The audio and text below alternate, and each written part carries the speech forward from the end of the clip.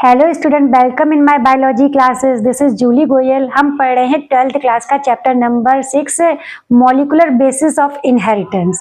इस चैप्टर में आज की इस वीडियो में हम बात करेंगे the structure of the DNA. Last video में भी हमने डीएनए के ऊपर काफी सारी बातें की थी, लेकिन अभी जो मॉलिक्यूलर बेस पर हमें थोड़ी सी और भी डिस्कशन करना है तो हम इस वीडियो में करेंगे। फर्स्ट ऑफ ऑल हमें ये समझना होगा कि व्हाट इज अ डीएनए और आरएनए।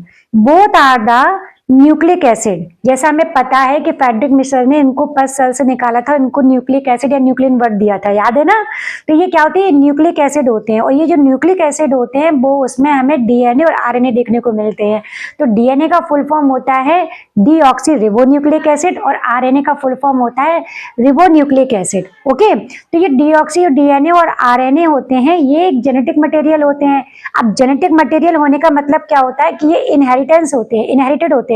यानी कि जैसे चैप्टर का नाम है मॉलिक्यूलर बेसिस ऑफ इनहेरिटेंस, यानी कि जो भी इनहेरिटेंस होती है, यानी कि एक जनरेशन से दूसरी जनरेशन में जो भी ट्रेट शिफ्ट होते हैं, जैसे कि पेरेंट्स के ट्रेट उनकी जनरेशन में ट्रांसफर होते आते हैं, तो ये सब किसकी बेस पर होते हैं? ये सारे के सारे डीएनए और आरएनए के वजह से ही होते हैं। डीएनए क्या होता है? एक स्टेबल ग्रुप होता है, जबकि ये जो आरएनए होता है वो इतना ज्यादा स्टेबल नहीं होता है due to the presence of the hydroxyl group. अब ये जो भी हमने सब बोला वो हम उसको भी समझाने वाले हैं। तो पहले हम बात करते हैं डीएनए की। तो डीएनए क्या है? ये अपने आप में पॉलीन्यूक्लियोटाइड चेन है। पॉलीन्यूक्लियोटाइड चेन का मतलब क्या होता है कि जब कई सारे न्यूक्लियोटाइड एक चेन में अरेंज हो जाते हैं तो हम उसको बोलते हैं पॉलीन्यूक्लियोटाइड चेन, जो एक न्यूक्लिक एसिड बनाता है। Getting my point? ओके, तो अब हम यहाँ पर बात करते हैं, जैसे ये वाला डायग्राम है, ये तो हम पहले भी डिस्कस कर चुके हैं। ये एक डबल हेलिकल स्ट्रक्चर है जिसको वाटसन एंड क्रिक ने दिया था। इसमें जो डायमीटर होता है इसका 20 होता है, 5 प्राइम टू 3 प्राइम होता है। ये सारी बातें हमने एकदम आउटलाइन में जितनी भी बातें की थी तो हमने लास्ट वीडियो में बात करी थी। आज हम इसी के बारे में इसका मॉलिक्यूलर बेसिस पर देखते हैं। तो मॉलिक्यूलर बेसिस पर देखने से पहले हमें डीएनए का और आरएनए का जो केमिकल स्ट्रक्चर है वो पता होना चाहिए। तो जो डीएनए होता है, डीएनए 5 कार्बन का कंपाउंड होता है। अगर हम इसमें बात करें तो डीएनए का जो फॉर्मूला होता है दैट इज अ C5H10O4, और डीएनए आरएनए के फॉर्मूले बिल्कुल एक जैसे होते हैं, बस थोड़ा सा O कंटेंट का अंतर आ जाता है। यहाँ पर O5 है, यहाँ पर O4 है। तो डीएनए 5 कार्बन का पेंटोज शुगर होती है। इसमें देखा जाए तो डीएनए में जो carbon number first, second, third and fourth और फिफ्थ, कार्बन नंबर 5 पर यहाँ पर पेंटोज फॉस्फेट ग्रुप ऐड होता है। यहाँ पर पेंटोज यानी कि जो यहाँ पर हमने देखा था 5 प्राइम होते हैं और 3 प्राइम होते हैं। अगर हम डीएनए का मॉलिक्यूलर स्ट्रक्चर देखते हैं तो ये डीएनए है, और ये क्या है? ये जो डीएनए होता है वो एक पेंटोज शुगर की बनी होती है। तो पेंटोज शुगर की इसके 5 कार्बन पर हमेशा थर्ड कार्बन पर हाइड्रोक्सिल ग्रुप होता है, और 5 कार्बन पर एक जो फ्री फॉर्म होता है वो यहाँ पर फॉस्फेट ग्रुप ऐड होता है। हमेशा 5 प्राइम पर फॉस्फेट ग्रुप प्रेजेंट होता है और 3 प्राइम पर OH ग्रुप होता है। तो ये जो 5 प्राइम होता है ये फ्री होता है, और OH ग्रुप होता है ये फ्री होता है। बस इसी बेस पर 3 प्राइम और 5 प्राइम बताए गए हैं। क्लियर है? तो हमें अभी ये समझ में नहीं आता होगा कि what do you mean by the 3 prime to 5 prime, 5 prime to 3 prime. तो ये प्राइम क्या है कि यहाँ पर जो स्पेसिफिक ग्रुप ऐड होते हैं उसको हम प्राइम वर्ड से यूज करते हैं। अब जो आरएनए होता है, आरएनए का भी एकदम सिमिलर ही स्ट्रक्चर होता है। जैसा डीएनए का होता है वैसे ही आरएनए का भी स्ट्रक्चर सिमिलर होता है। ये भी 5 कार्बन का मॉलिक्यूल है। बस यहाँ पर क्या होता है, इसके कार्बन नंबर 2 पर एक एडिशनल ग्रुप होता है जो हाइड्रोक्सिल ग्रुप का होता है। यानी कि यहाँ तो हाइड्रोक्सिल ग्रुप प्रेजेंट है, ये OH ग्रुप यहाँ तो कॉमन ही है, लेकिन यहाँ पर स्पेशल हो गया किसमें? डीएनए में। और यहाँ पर जो कार्बन नंबर सेकंड होता है आरएनए में, वहां पर एक एडिशनल OH ग्रुप होता है जो कि इसको डिफरेंट करता है किससे? डीएनए के स्ट्रक्चर से आरएनए को। तो यहाँ पर ये दोनों के दोनों स्ट्रक्चर हो गए डीएनए के और आरएनए के। अब हम बात करें तो जो डीएनए होता है ये ना एक अगर हम पॉलीन्यूक्लियोटाइड चेन की बात करें तो डीएनए क्या होता है? डीएनए एक पॉलीन्यूक्लियोटाइड चेन होती है, और इस पॉलीन्यूक्लियोटाइड चेन में 3 कंपोनेंट्स होते हैं जिसके बारे में हम पहले भी बात कर चुके थे। पहला तो है हमारा इसमें नाइट्रोजनस बेसिस होते हैं, और नाइट्रोजनस बेसिस के बाद एक होता है फॉस्फेट ग्रुप, एक फॉस्फेट ग्रुप ऐड होता है, और थर्ड होता है इसमें पेंटोज शुगर। Pentose sugar. जब ये तीनों की तीनों कंपोनेंट्स आपस में बाइंड अप हो जाते हैं तब ये स्पेसिफिक चेन बनाते हैं जिसको हम पॉलीन्यूक्लियोटाइड चेन कहते हैं। तो अगर हम इसका ये देखें, ये पूरा का पूरा ये डीएनए का स्ट्रक्चर है। इस डायग्राम को बहुत अच्छी तरह से बेटा याद करना, क्योंकि ये डायग्राम आपका एनसीईआरटी का डायग्राम है और बोर्ड एग्जाम्स में डायग्राम डीएनए का स्ट्रक्चर भी पूछ लेते हैं। कई सारे स्ट्रक्चर बना के दे देंगे, उसमें पहचानने को बोलते हैं कि कौन सा स्ट्रक्चर परफेक्ट है, सही है डीएनए का, है ना। तो वहां पर हमें ध्यान रखना होता है कि 5 प्राइम पर हमेशा फॉस्फेट ग्रुप होता है, चाहे वो ये वाला दे दे चाहे ये वाला न्यूक्लियोटाइड चेन दे दे। तो 5 प्राइम पर हमेशा फॉस्फेट ग्रुप होता है और 3 प्राइम पर OH ग्रुप होता है। आई होप अंडरस्टैंड हो रहा है, वो समझ में आ रहा है ना। तो ये जो पॉलीन्यूक्लियोटाइड चेन होती है कई सारे पॉलीमर से बनी होती है। ये पॉलीमर में जो होते हैं कई सारे न्यूक्लियोटाइड होते हैं। अब एक न्यूक्लियोटाइड कैसे फॉर्म होता है, एक न्यूक्लियोटाइड कैसे फॉर्म होता है? तो एक न्यूक्लियोटाइड के फॉर्म होने पर जब पेंटोज शुगर के साथ, पहले तो हम ये समझेंगे नाइट्रोजनस बेसिस क्या होते हैं। नाइट्रोजनस बेसिस जो होते हैं वो कुछ एमिनो एसिड्स होते हैं और ये जो होते हैं ये 2 ग्रुप के बने होते हैं, यानी कि नाइट्रोजनस बेसिस के भी 2 कंपोनेंट्स होते हैं। एक होता है प्यूरिन और एक होता है पिरिमिडीन। तो ये जो डायग्राम है, जितने भी हम जो आपको स्ट्रक्चर दे रहे हैं सारे के सारे एनसीईआरटी के हैं। और एक चीज और कि ये जो आज का लेक्चर है ये 11th class plus 10th class दोनों के लिए ही सेम ही लेक्चर है। कि अगर हम 11th क्लास में बात करेंगे तो जो बायोमोलिक्यूल्स में न्यूक्लिक एसिड है वो भी यही स्ट्रक्चर है, ये आपके डीएनए का बेस बताता है। तो ये भी सफिशिएंट ही वीडियो है आपके 11th क्लास के लिए, वो भी न्यूक्लिक एसिड के लिए। Getting my point? सेम ही चीज है, डायग्राम भी वहीं से ही लिए हैं। तो ये जो नाइट्रोजनस बेसिस होते हैं इसमें 2 कंपोनेंट्स होते हैं, प्यूरिन और पिरिमिडीन। प्यूरिन ये होता है, ये डबल रिंग स्ट्रक्चर होता है, प्यूरिन डबल रिंग स्ट्रक्चर होता है, जबकि पिरिमिडीन होता है ये सिंगल रिंग स्ट्रक्चर होता है। देखो यहाँ पर 2 रिंग बनती है, यहाँ पर एक ही रिंग बन रही है। और सबसे बड़ी बात है कि प्यूरिन आता है उसमें 2 कंपोनेंट्स आते हैं। कौन कौन से? एक आता है एडेनिन और एक आता है ग्वानिन। ग्वानिन, ठीक है, एडेनिन और ग्वानिन। और जबकि जो पिरिमिडीन आते हैं इसमें यूरासिल, थाइमिन और साइटोसिन 3 आते हैं कंपोनेंट, जो हमने पहले भी बताए थे। तो इनको हम कैसे मार्क करते हैं? ग्वानिन, एडेनिन, ठीक है, ग्वानिन और एडेनिन, साइटोसिन, थाइमिन और यूरासिल, ये 5 अल्फाबेट्स होते हैं जो अमीनो एसिड्स को यहाँ पर बनाते हैं। और ये नाइट्रोजनस बेस होते हैं। और ये जो नाइट्रोजनस बेसेस होते हैं, ये जो नाइट्रोजनस बेस प्यूरिन पिरिमिडीन के साथ बाइंड अप करते हैं। जब हम डीएनए की पॉलीन्यूक्लियोटाइड चेन को डिस्कस करेंगे तो वहां पर हम देखेंगे कि जो पॉलीन्यूक्लियोटाइड चेन होती है उसमें जो प्यूरिन होता है, एक प्यूरिन दूसरे पिरिमिडीन के साथ बाइंड अप होता है with the help of the hydrogen bonds. Okay, so let's look it. अगर हम यहाँ पर बात करें कि ये जो पॉलीन्यूक्लियोटाइड चेन का अगर हम डायग्राम देखते हैं, ये जो डायग्राम में कैसे बताया गया है कि जो एक पॉलीन्यूक्लियोटाइड चेन होती है उसमें फिफ्थ कार्बन एटम पर क्या होता है? फॉस्फेट ग्रुप ऐड होता है। और इसके जो 3rd कार्बन एटम होता है वहां पर 3rd कार्बन एटम पर यहाँ पर OH ग्रुप प्रेजेंट होता है। और दोनों की दोनों ये चेन होती है ये दूसरे की एंटी पैरेलल होती हैं। एंटी पैरेलल चेन का मतलब है कि अगर हम बात करें कि ये 2 प्राइम है, दोनों एक जैसे एक दूसरे की आइडेंटिकल हैं, तो ये दोनों ऊपर वाले कैप वाले जो पोर्शन है ये 5 प्राइम है, नीचे वाले दोनों की दोनों 3 प्राइम है। तो एक पेयर जो होगा, एक हेलिक्स जो होगा ये अपोजिट हो जाएगा। तो अब इसका 5 प्राइम यहाँ, इसका 5 प्राइम यहाँ, इसका 3 प्राइम यहाँ, इसका 3 प्राइम यहाँ।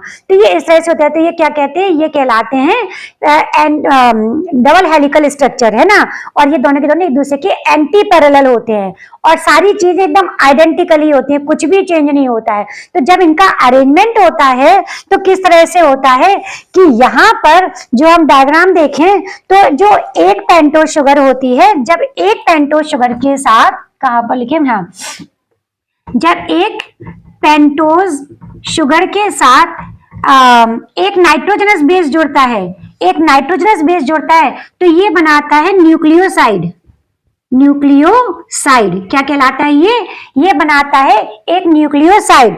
और जब इसमें एक फॉस्फेट ग्रुप और ऐड हो जाता है, जब इसमें एक फॉस्फेट ग्रुप और ऐड हो जाता है, जैसे पेंटोज शुगर हो गया प्लस नाइट्रोजनस बेस हो गया और प्लस फॉस्फेट ग्रुप भी इसमें ऐड हो जाए, फॉस्फेट ग्रुप भी इसमें ऐड हो जाए, तब ये कहलाता है न्यूक्लियोटाइड। न्यूक्लियोटाइड। तो इस फॉर्म पर हम कह सकते हैं कि पॉलीन्यूक्लियोटाइड की जो स्मॉलेस्ट यूनिट होती है वो न्यूक्लियोटाइड होती है। जब कई सारे न्यूक्लियोटाइड एक चेन में अरेंज हो जाते हैं तो हम इसी को कहते हैं polynucleotide chain. Getting my point? तो ये क्या हुआ, ये पॉलीन्यूक्लियोटाइड चेन हो गई। अगर हम बात करें इतने स्ट्रक्चर की, केवल इतने स्ट्रक्चर की, तो हम यहाँ पर क्या देख रहे हैं कि ये पेंटोस शुगर हो गया, ये नाइट्रोजनस बेस हो गया, इसमें एक फॉस्फेट ग्रुप भी ऐड हो गया। तो ये मिलकर इसने एक न्यूक्लियोटाइड बनाया। एक न्यूक्लियोटाइड ये हो गया, ये हो गया, कई सारे न्यूक्लियोटाइड है और ये पूरी न्यूक्लियोटाइड एक चेन हो गई। तो ये दो न्यूक्लियोटाइड चेन है, दो न्यूक्लियोटाइड चेन है और दोनों की दोनों एक दूसरे से एंटी पैरेलल है ना। अब इनमें कौन कौन से बॉन्ड प्रेजेंट होते हैं?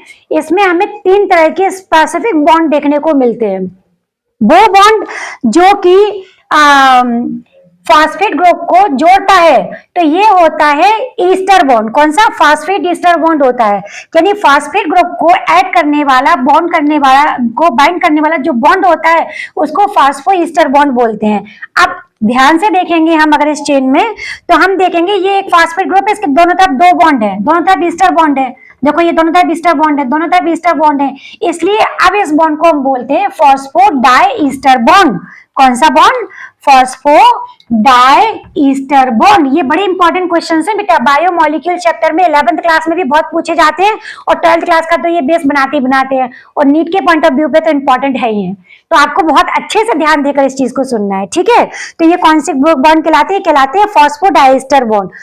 एक और बॉन्ड होता है जो कि पेंटोस शुगर को नाइट्रोजनस बेस से जोड़ता है। पेंटोस शुगर को नाइट्रोजनस बेस से जोड़ता है, उस बॉन्ड को हम बोलते हैं एन ग्लाइकोसिडिक लिंकेज यानी बॉन्ड। यानी कि नाइट्रोजनस बेस को पेंटोस शुगर से जोड़ने वाला जो बॉन्ड होता है उसको हम बोलते हैं N glycosidic linkage. Getting my point? इसके बाद थर्ड और मोस्ट इंपॉर्टेंट बॉन्ड की बात आती है कि वो कहलाते हैं कि जो दो नाइट्रोजनस बेसेस होते हैं, उन दो नाइट्रोजनस बेस को बाइंड अप करने वाले बॉन्ड्स कौन से होते हैं? The name of this bond is a hydrogen bond. ये कौन से होते हैं? ये हाइड्रोजन बॉन्ड होते हैं। आप देखो एडेनिन को थाइमिन से जोड़ने वाला जो बॉन्ड होता है उसको हम बोलते हैं, वो दो हाइड्रोजन बॉन्ड होते हैं, इनके बीच में दो हाइड्रोजन बॉन्ड होते हैं। जबकि साइटोसिन से ग्वानिन को जोड़ने वाला जो बॉन्ड होता है वो तीन हाइड्रोजन वाला बॉन्ड होता है। यानी कि ए को टी से जोड़ेंगे तो दो बॉन्ड यूज होंगे और दो सी को जी से जोड़ेंगे तो वहां पर तीन बॉन्ड होंगे। Getting my point? एक चीज और डीएनए में जो एडेनिन होता है, डीएनए में एडेनिन जो होता है वो थाइमिन से जोड़ता है, साइटोसिन जो होता है वो ग्वानिन से जोड़ता है। But how can you recognise the difference between the DNA और आरएनए नाइट्रोजनस बेसिस? आप डीएनए का नाइट्रोजनस बेसिस आपको दे दिया जाए और आरएनए का नाइट्रोजनस बेस दे दिया जाए, तो आप उन दोनों को कैसे रिकॉग्नाइज करोगे? उनके बीच के डिफरेंस को कैसे समझोगे कि कौन सा डीएनए कौन सा आरएनए है? तो यहाँ पर एक छोटा सा डिफरेंस होता है कि जो आरएनए होता है, आरएनए में थाइमिन की जगह पर हमें यूरासिल देखने को मिलता है। क्या देखने को मिलता है? यूरासिल। जब भी कोई भी स्ट्रक्चर दिया जाए उसमें अगर ए जो बाइंड अप हो रहा है वो यू के साथ हो रहा है ना कि टी के साथ, तो that is a structure of the RNA. Getting my point? तो ये आरएनए का स्ट्रक्चर होता है। तो ये बनाते हैं, पूरा एक न्यूक्लियोटाइड का बेस बना के तैयार करते हैं। इसी तरह से जब ये इसमें ये के अंतर ये हो गया। अब एक चीज और जो डीएनए होते हैं, डीएनए को जब भी हम हाई डिग्री टेम्परेचर पर हीट करते हैं, यानी कि अप्रोक्सीमेट हम बोले 80 से 95 डिग्री या मोर देन 100 डिग्री सेल्सियस पर अगर हम इसको हीट करते हैं, तो जो डीएनए में जो पॉलीन्यूक्लियोटाइड जो चेन होती है उसके जो हेलिक्स होते हैं, तो उनके हाइड्रोजन बॉन्ड्स ब्रेक हो जाते हैं, टूट जाते हैं और जिसके वजह से दोनों स्ट्रैंड सेपरेट हो जाते हैं। इस प्रोसेस को बोलते हैं डीनेचुरेशन। क्या बोलते हैं? That this process of the denaturation, it means the separation of the both strand of the DNA due to the given by the high degree Celsius temperature by which the both strands get separated. This process is known as the denaturation. Getting my point? इसको हम बोलते हैं denaturation। और जब हम in DNA के strand को cool करते हैं, ठंडा करते हैं, this process is known as the renaturation. renaturation. It means when the medium will be cool, the both strand again bind up to each other with the formation of the new hydrogen bonds. Getting my point? यानी कि जैसे ही DNA को cool किया जाएगा, उसका temperature कम कर दिया जाएगा, इसके दोनों के दोनों स्ट्रैंड होंगे वो वाइंड अप हो जाएंगे और उनके में नए हाइड्रोजन बॉन्ड का फॉर्मेशन हो जाएगा। तो ये क्या कहलाता है? ये डीनेचुरेशन रीनेचुरेशन कहलाता है। Getting my point? तो यहाँ पर हमने देखा कि जो पॉलीन्यूक्लियोटाइड चेन होती है डीएनए की, वो कुछ इस तरह से अरेंज होती है। ये डायग्राम बेटा बहुत इंपॉर्टेंट है, इनमें बनने वाले जो बॉन्ड्स हैं इनको आपको बहुत अच्छे से स्टडी करना है, जिसकी वजह से आप इनको समझ सको। अब एक चीज और कि जब भी डीएनए की सिंथेसिस होती है तो हमेशा जो डीएनए होते हैं उसका जो फॉर्मेशन होता है always it will takes place from 5 prime to 3 prime. हमेशा जब भी डीएनए का फॉर्मेशन होता है यानी डीएनए रेप्लिकेशन होता है तो उसमें जैसे क्वेश्चन आता है ना कि मान लो एक डीएनए से दूसरा डॉटर डीएनए बन रहा है तो वो किस प्राइम पर बनेगा, मतलब किस डायरेक्शन में बनेगा? वो 3 प्राइम टू 5 प्राइम होगा या 5 प्राइम टू 3 प्राइम होगा? तो it will be of the 5 prime to 3 prime. अब कैसे होता है तो हम जो आगे जेनेटिक कोड पढ़ेंगे, बहुत सारी चीजें पढ़ेंगे, हम उसमें आपको इसमें एक्सप्लेन करेंगे। अभी के लिए इतना समझ लीजिए। ओके, डीएनए भी कई तरह के होते हैं, जैसे कि अगर हम बात करें तो राइट हैंडेड डीएनए और लेफ्ट हैंडेड डीएनए। तो डीएनए ए, डीएनए बी, डीएनए सी, डीएनए डी, कई तरह के डीएनए होते हैं। तो और एक होता है डीएनए जेड। तो सबसे most of the most common type का डीएनए कौन सा होता है? That is a B DNA. कौन सा? That is B DNA. B DNA सबसे कॉमन होता है और जो जेड डीएनए होता है वो थोड़ा सा स्पेशलाइज्ड होता है। क्यों होता है? यानी कहने का मतलब ये है कि जितने भी आपको डीएनए देखने को मिलेंगे सारे के सारे डीएनए होंगे राइट हैंडेड डीएनए, सारे के सारे राइट हैंडेड होंगे। और जो जेड डीएनए होगा वो होता है left handed DNA. Left handed DNA यानी कि अगर टर्न इस तरह से जा रहा है डीएनए का तो that is a left handed DNA, और अगर इस तरह से जा रहा है तो that is a right handed DNA. Getting my point? I hope बेटा आपको ये वीडियो समझ में आई होगी। अगर आपको ये वीडियो समझ में आई है तो प्लीज लाइक एंड शेयर करें और अपने दोस्तों के साथ शेयर जरूर करें। थैंक यू, फिर मिलेंगे नेक्स्ट वीडियो में।